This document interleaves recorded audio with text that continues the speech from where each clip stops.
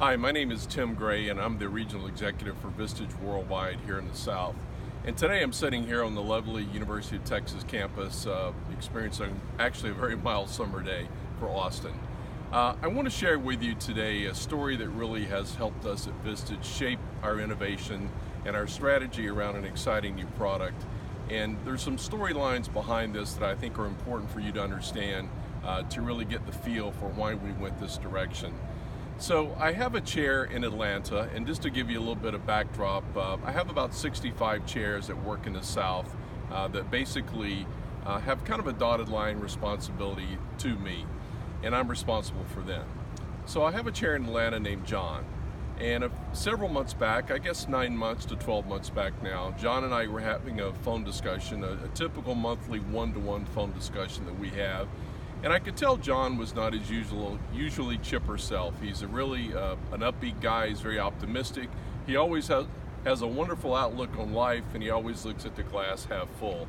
And today, John wasn't looking at that day. John was not looking at the glass as half full. And that is the bell tower you hear in the back here on the University of Texas. If you hear this sound, so we'll go forward anyway. So John and I began to talk a little bit about what was going on with him. And he shared a story with me that he just had with one of his members. And one of the things that we do at Vistage is we do respect the confidentiality of our members and what they share with us. But John had gained permission to be able to share this story with me.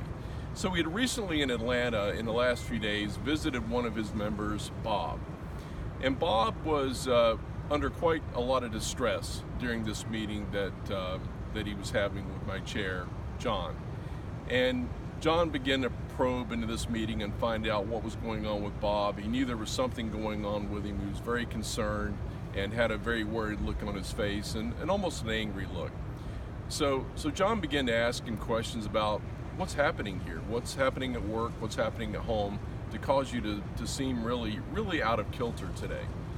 And then Bob began to proceed and say, well, I lost one of my best people yesterday. They quit and they went to a competitive organization. So John began to probe more and more about, well, what was behind that? What happened?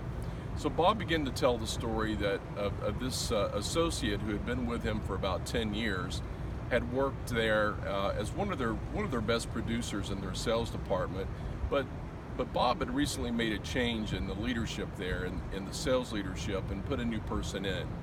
And what had happened over time is the new person in charge had really kept pushing this associate to produce, and he felt like he was working as hard as he could and doing the best that he could, and was hitting most of his numbers, but occasionally was missing them, but became increasingly frustrated with the new associate, according to Bob.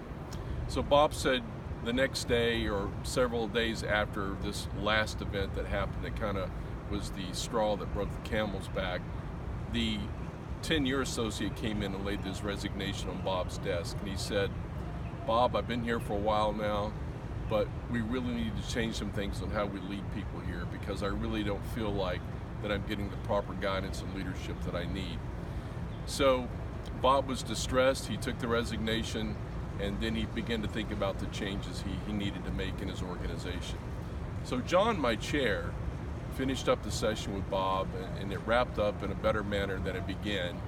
And John was sharing with me on the phone, this goes back to our call that we were having just several months ago, and he said, Tim, we need to think about at Vistage a way to help leaders, especially young leaders, develop themselves and become better at what they do, become more empathic, more servant-oriented, and lead through difficult times, and lead better with people that have been on their staff for a while.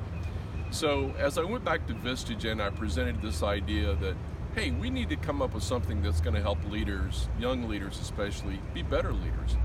And we started thinking at Vistage, well, let's work on a program that focuses on people that are not at the top yet, but maybe are trying to work their way to the top, and what kind of skills and leadership do they need.